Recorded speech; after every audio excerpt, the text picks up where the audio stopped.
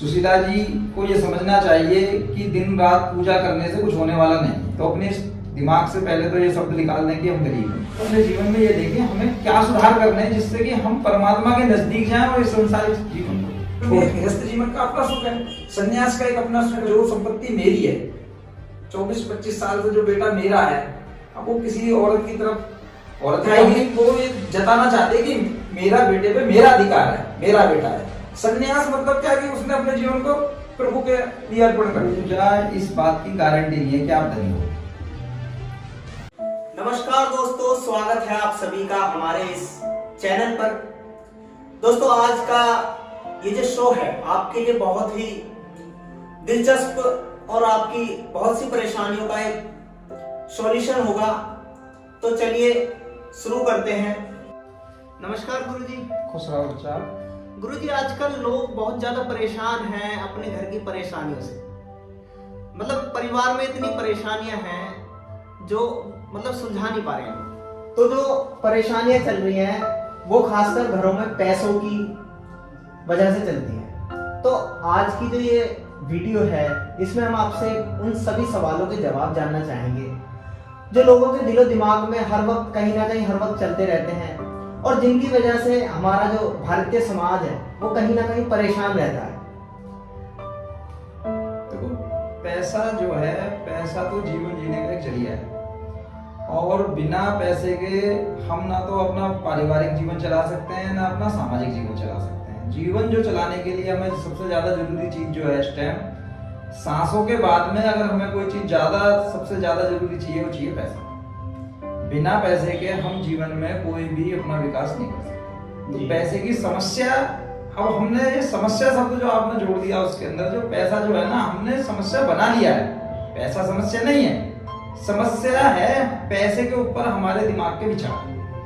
अब मनुष्य क्या चाह रहा है? मनुष्य देख रहा तो है बड़ी चीजों को और कर रहा है छोटी चीजों को। जब हम छोटी चीजों को करते हैं तो और निगाह हमारी बड़ी चीजों पे है तो हमारे अंदर जो पैदा होता है वो डिप्रेशन पैदा हो गई होगा। अब हम कोशिश कर रहे हैं कि हम कमा रहे हैं 10 रुपए की चीज और हमारा खर्चा 20 रुपए का है और हमने इच्छा पाल रखी है 50 रुपए की चीज की। तो उस स्थिति में क्या होगा कि हमारा जो अंदर से जो अशांति फैल जाएगी मस्तिष्क के अंदर, हमारा जो मन है वो बेचैन रहेगा 50 रुपए वाली चीज, क्योंकि चीज कीमत के हिसाब से बढ़िया मिलेगी।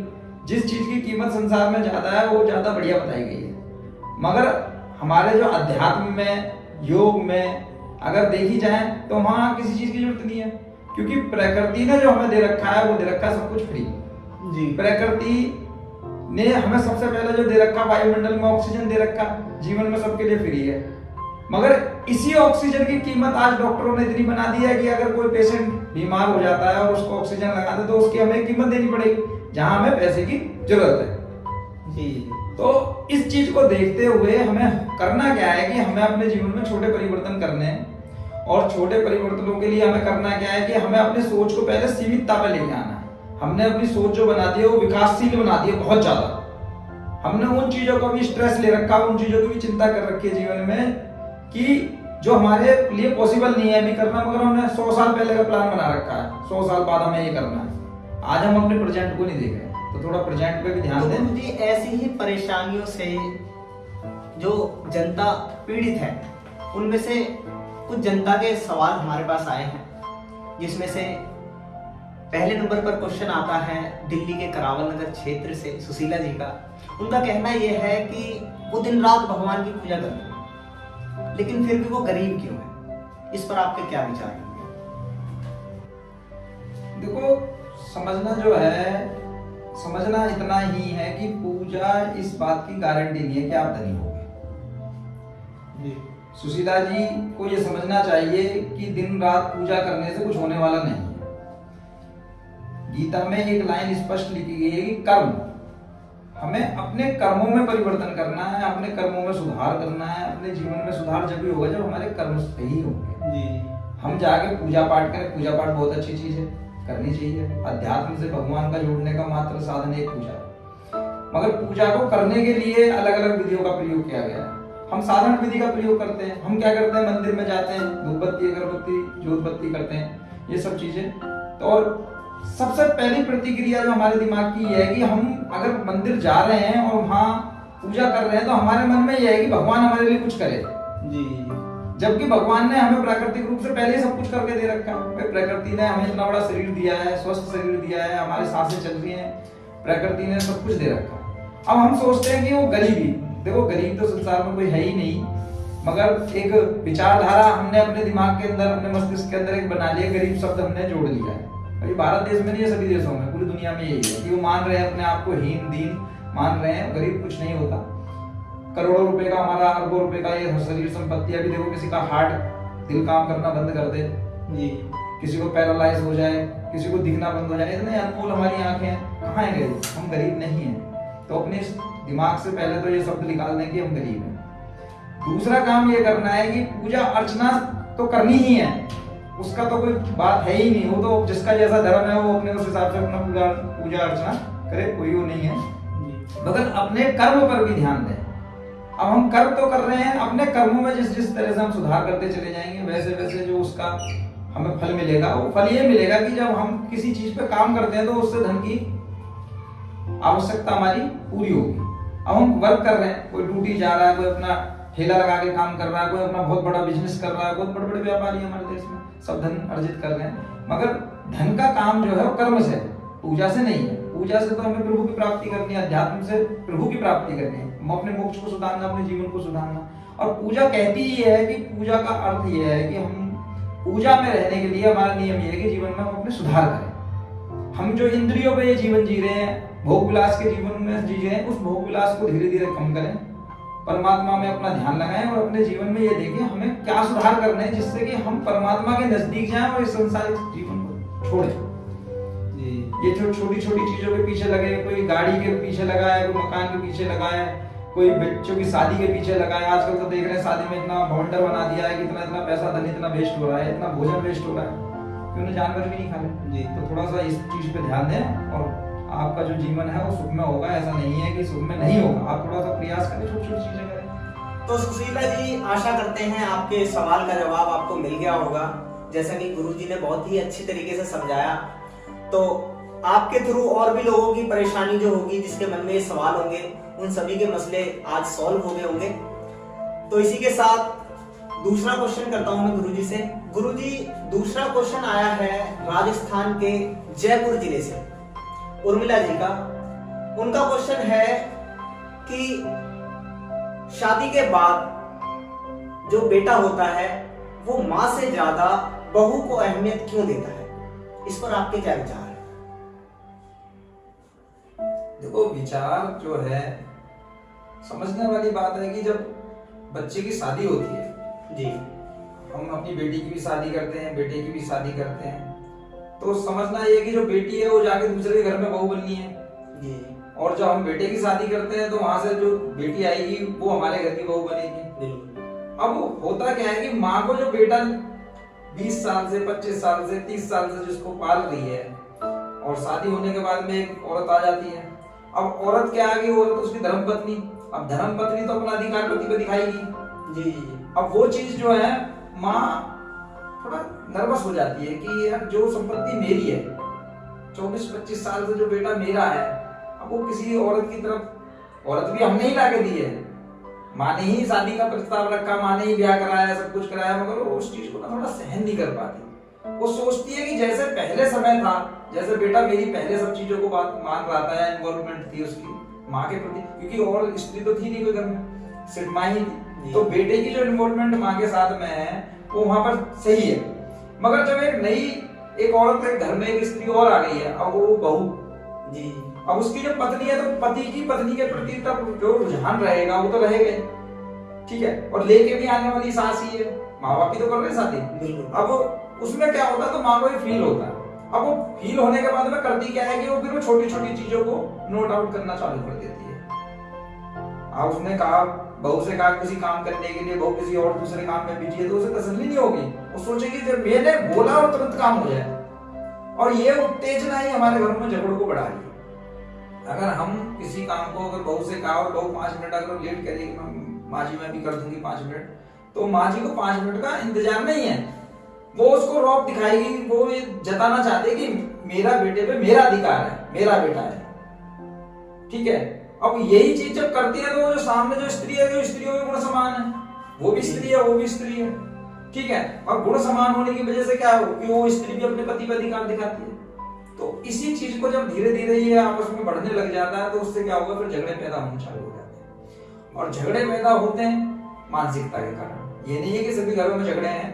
अगर हम अपनी उत्तेजना को रोकें और शब्दों को समझें, देखो गलत कोई नहीं है संसार में, मैं किसी को गलत कहूँ, गलत तो कोई है ही नहीं। प्रकृति ने इतनी बढ़िया चीज बनाई है, हमें बनाया, मनुष्य जीवन दिया हमारे को, और जो रीति रिवाज और जो प्रतिक्रियाएं जीवन को चलाने के लिए बनाई, साथ ही उसमें एक प्रतिक्रिया है जीवन चलाने। बहुत से लोग सन्यासी नहीं शादी करते। गृहस्थ जीवन भी, गृहस्थ जीवन का अपना सुख है, सन्यास का एक अपना सुख है। सन्यास मतलब क्या कि उसने अपने जीवन को प्रभु के लिए अर्पण कर दिया, मिलेंगे नहीं मिलेंगे तो बात की बात है। और गृहस्थ जीवन ये है कि हमने कहा कि हम संसार को भोगेंगे। तो वहां जो स्त्री जब एक दूसरे की जो कंपटीशन में आ जाती है तो वहां पे विवाद पैदा होता है, और ये विवाद कभी कभी इतना बढ़ जाते हैं कि तलाक, घर बर्बाद हो जाते हैं। तो कोशिश करें कि समझें, एक दूसरे को समझने की कोशिश करें। और शब्दों की लड़ाई है, भावनाओं की लड़ाई है, और कुछ भी नहीं है। संसार में लड़ाई जैसा शब्द है ही नहीं। लड़ाई तो कभी हुआ करती थी जब राजा महाराजा युद्ध करके संपत्तियों को जीतते थे, स्त्रियों को जीतते थे। अब ऐसा कुछ रहा नहीं है, लोकतंत्र का जमाना है। तो उसमें ये कि शब्दों को समझें और कोऑपरेट करें एक दूसरे से। अगर सुख में जीवन जीना है तो कोऑपरेट दोनों को करना पड़ेगा। या तो जीवन में दुख दोनों के पैदा होंगे, उधर बहू के भी पैदा होंगे और सास के भी पैदा होंगे, और इन दोनों के विवादों के चक्कर में परिवार पूरा उलझ के रह जाएगा। उधर बेटा उलझेगा, उधर बाप उलझेगा, और घर इतना मतलब खत्म ही हो जाएगा एक तरह से। तो कोशिश करें शब्दों को समझें और प्यार से जीवन को चलाने की कोशिश करें। अगर कहीं बहू बड़ा बनना चाहे तो उसको बनने दो, कहीं सास बड़ा बनना चाहिए तो बहू को भी समझना चाहिए, चलो भाई माँ है, चलो मान लेते हैं उनकी बातों को। तो देखो बातें बढ़ाने से बातें बढ़ती हैं, और बातों को जितना छोटा करोगे जीवन उतना सूक्ष्म हो जाएगा। जितनी लंबी बातों को खींचोगे, बात में से बात निकलती रहेगी। कहते हैं ना कि खाल की बाल निकालते हैं तो निकलती रहेगी, उसका कोई अंत नहीं है, किसी के पास नहीं है। तो कोशिश करें उसे रोकें और समझे बातों को, जीवन को सुख की तरफ ले जाएं, दुख ना पैदा करें जीवन में। दुख पैदा होगा तो क्या तुम्हारा जीवन नर्क हो जाएगा, और ये नर्क में पता है क्या होता है। तो उर्मिला जी, आशा करते हैं आपके सवाल का जवाब आपको मिला होगा, और आपका बहुत बहुत धन्यवाद, क्योंकि आपका ये जो सवाल है ये हिंदुस्तान के नहीं, दुनिया के और भी जो लोग हैं, कहीं ना कहीं हर परिवार में ये लड़ाइयाँ रहती है। तो आपका जो सवाल है आज बहुत से परिवारों को इसने सुलझाया होगा, बहुत से परिवारों को इसने एक करा होगा।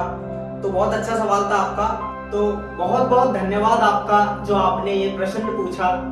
आपके इस प्रश्न से जो बहुत से घरों में विवाद है आज उनका निष्कर्ष निकला है, तो मैं तहे दिल से आपका धन्यवाद करता हूँ। गुरुजी, तीसरा प्रश्न आया है उत्तर प्रदेश के अम्बेडकर नगर से आरती देवी जी का। इनका कहना है कि जो भाई बचपन में एक ही थाली में बैठकर खाते हैं वो बड़े होकर एक दूसरे के दुश्मन क्यों हो जाते हैं? इस पर आपकी क्या विचार है?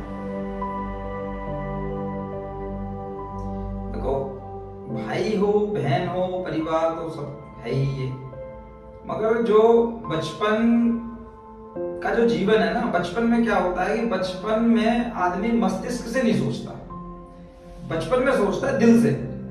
और दिल में जो भावनाएं होती हैं प्यारी भावनाएं। दिल जब हमारा कोई किसी चीज को लेता है तो उसमें प्यार होता है, दिल के अंदर प्यार है, सीधे से संबंध बना रखा है कि जो हमारा मन है उस मन के जो अंदर जो भाव है वो प्यार का भाव है जी। वहाँ भावनाएं हमारी जुड़ी हुई हैं।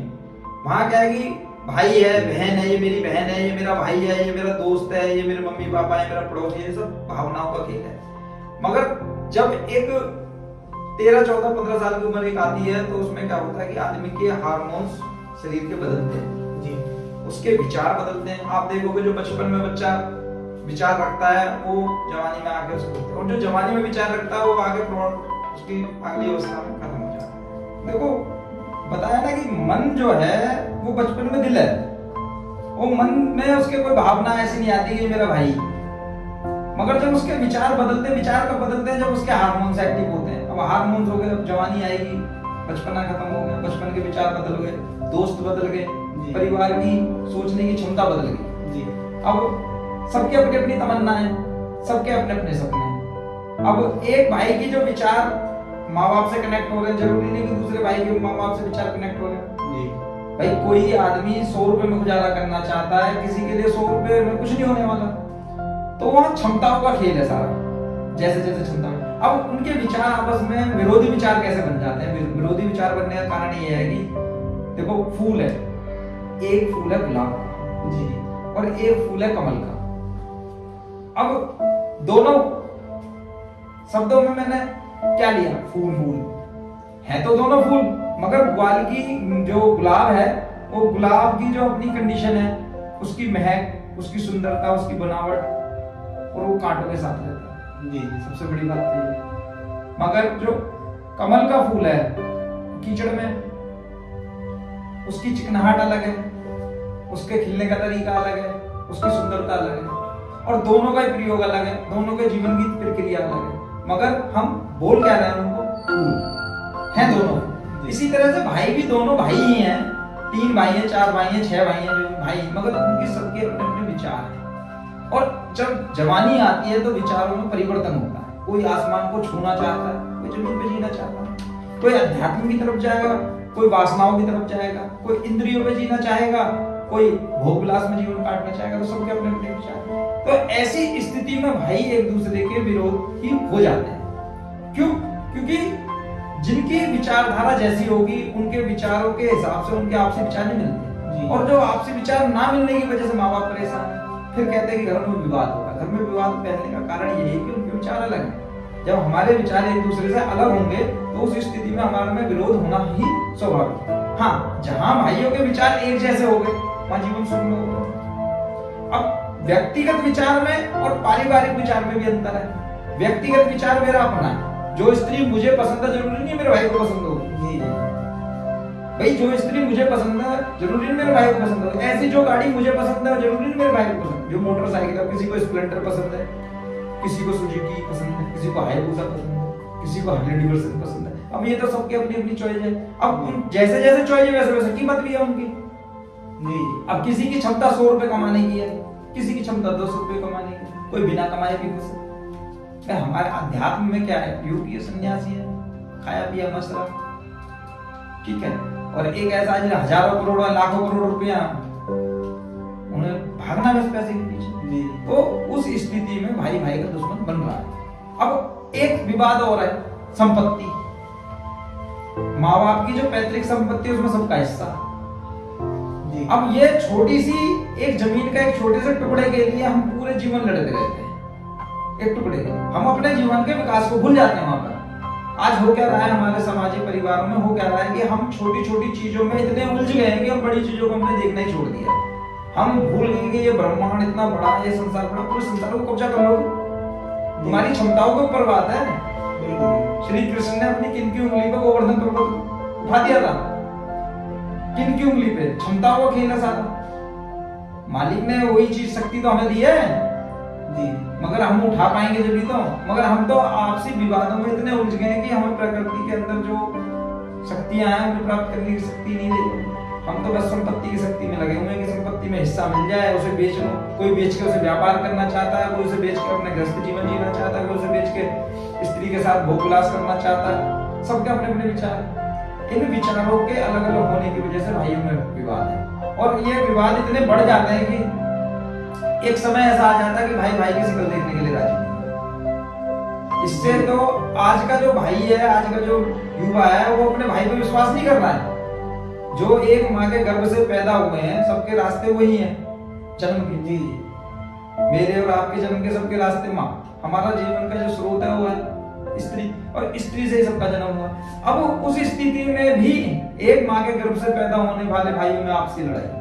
अब जब ये लड़ाई चलती है तो होता क्या है? परिवार ध्वस्त हो जाता है, माँ बाप खत्म, जीवन खत्म, और जीवन नर्क से भी बदतर जीवन हो जाता है। अब उस नर्क से निकलने के लिए यही है कि अपने विचारों को कंट्रोल करो। जहां समझौता हो सके समझौता करें, कोशिश करें परिवार में अच्छा जीवन जीने की। अगर नहीं होता तो मेरी ये सलाह रहेगी कि जीवन को दिशाओं को अलग अलग करें, जो जिस दिशा में जाना चाहे जाए। और माँ बाप को मेरी सलाह ये रहेगी, ये छोटे से पैतृक संपत्ति है, छोटे छोटे टुकड़े जमीन के टुकड़ों में ना उलझें, बच्चों का सुख देखें। कोशिश करें कि जहां उनको सुख मिल रहा है ठीक है, क्योंकि आपका तो जीवन गुजर चुका है, उनका जीवन अभी स्टार्ट हुआ, तो कोशिश करें उनको भी जीवन जीने का मौका मिले जैसे आपके माँ बाप ने आपको दिया जीवन जीने का। तो दुश्मन कोई किसी का नहीं होता, सिर्फ हमारे विचारों की लड़ाई है, और ये विचार हमें एक दूसरे से मिलने नहीं देते। अगर हम अपने विचारों को सही कर लें और समझें कि विचार हमारे एक दूसरे से तालमेल खाएं, तो हम अपने जीवन में पता ना तो कितनी संपत्ति इकट्ठी कर दें, ना जाने कितना धन कमा लें, और ना जाने कितनी ऊंचाइयों को छू लें, और ना जाने क्या क्या प्राप्त कर लें। संसार में किसी भी चीज की कोई कमी नहीं है, आपकी क्षमताओं में कोई कमी नहीं है। फर्क है कि आपके विचारों में, आपकी सोच में कमी है। उस विचार और सोच को अगर हम बेहतर बना लें तो भाई कभी भाई का दुश्मन हो ही नहीं सकता, ऐसा कभी हुआ नहीं, ठीक है। मगर इतिहास गवाह है कि महाभारत में भी भाई थे, पांडव और कौरव भी भाई थे, ये युद्ध हुए हैं, और सबको पता है युद्ध किस लिए हुए, संपत्ति का युद्ध है, वैचारिक संपत्ति का युद्ध है। भाई या तो लड़ाई स्त्री के लिए होगी, या धन के लिए होगी, या संपत्ति के लिए होगी। ये तो जीवन ऐसा है, तो संसार में चलता ही रहा है और चलता रहेगा, इसे कोई नहीं रोक सकता। हमें कोशिश करनी है कि हमारा अपना जीवन जो सुख में बनेगा वो बनेगा विचारों को अपने विचारों को कंट्रोल करने की कोशिश करें, और जो अपना तो इसी के साथ धन्यवाद दोस्तों। आशा करते हैं आपके सवालों के जवाब आपको बहुत ही अच्छी तरह से मिले होंगे, और साथ ही मैं धन्यवाद करना चाहूंगा गुरु जी का, और हम आपसे अलविदा लेना चाहेंगे।